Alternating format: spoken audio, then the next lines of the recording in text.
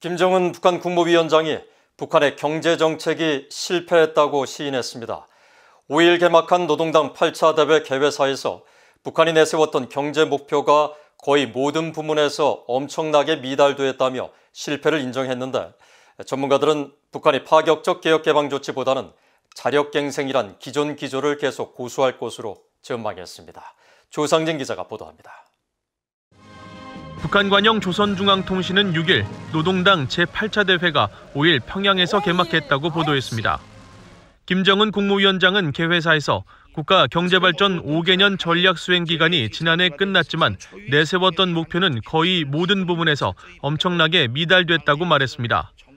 지난해 8월 당 중앙위원회 전원회의에서도 기존 경제발전 전략의 실패를 인정했던 김 위원장은 일찍이 있어본 적이 없는 최악 중 최악의 난국으로 현 상황을 비유해 사실상 경제정책 실패를 인정했습니다. 김 위원장은 새 5개년 계획에 따라 국가경제를 한 계단 축혀 세우기 위한 사업을 전개할 것과 금속과 화학, 전력, 석탄 등 인민경제 기간공업 부문의 발전 과업도 제시한 것으로 전해졌습니다. 또 사회주의 건설을 위한 투쟁 노선과 전략 전술적 방침들, 대외관계 진전을 위한 중요한 문제를 다룬다고 밝혀 이번 당대회에서 대미, 대남 노선과 정책이 제시될 것임을 암시했다는 분석도 나왔습니다. 이에 대해 한국의 전문가들은 아직 출범 전인 미국 바이든 새 행정부의 대북 정책이 수립되지 않은 상황에서 북한 정권이 미국에 대해 새로운 정책 노선을 표방하기보다는 신중한 입장을 취할 것으로 진단했습니다.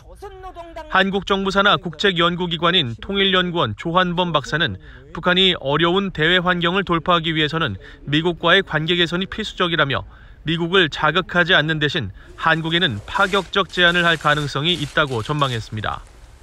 또 인민복 차림으로 주체적 역량 강화를 강조한 김 위원장의 복장이나 발언 내용으로 미뤄볼 때 북한 경제정책이 자력갱생이라는 기존 기조를 벗어나지 않을 것으로 내다봤습니다.